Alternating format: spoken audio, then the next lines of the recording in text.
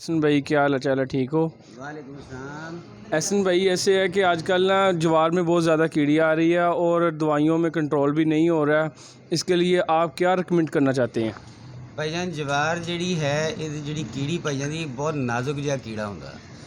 ठीक है। ਇਹਨੂੰ ਹਲਕਾ ਜਿਹਾ ਵੀ ਅਗਰ ਕੋਈ ਸਪਰੇਅ ਕੀਤਾ ਜਾਏ ਤਾਂ ਇਹ ਮਰ ਜਾਂਦੀ। ਸਾਡਾ ਮਸਲਾ ਇਹ ਹੈ ਕਿ ਅਸੀਂ ਜਵਾਰ ਦੇ ਉੱਤੇ ਜਦੋਂ ਸਪਰੇਅ ਕਰਦੇ ਹਾਂ ਉਹ 30 ਜੈਟ ਨੋਜ਼ਲ ਨਾਲ ਨਹੀਂ ਕਰਦੇ, ਕੱਟ ਵਾਲੇ ਫੁਹਾਰੇ ਨਾਲ ਨਹੀਂ ਕਰਦੇ। इस तरह ही है। ਜਵਾਰ ਦੀ ਕੁੰਪਲ ਦੇ ਵਿੱਚ ਜ਼ਹਿਰ ਪਹੁੰਚਾਉਣਾ ਜ਼ਰੂਰੀ ਹੈ, ਉਹਦਾ ਰਿਜ਼ਲਟ ਆਏਗਾ। ठीक है। ਉਹਦੇ ਵਾਸਤੇ ਲੈਮਡਾ ਸਾਈਲੋਥਰੀਨ 50 ml ਫੀ ਟੈਂਕੀ 18 ਲੀਟਰ ਪਾਣੀ ਦੇ ਵਿੱਚ 50 ml ਪਾ ਕੇ ਅਗਰ ਸਪਰੇਅ ਕੀਤੀ ਜਾਏ ਇਹਦੇ ਆਊਟਸਟੈਂਡਿੰਗ ਰਿਜ਼ਲਟ ਆਉਂਦੇ ਨੇ।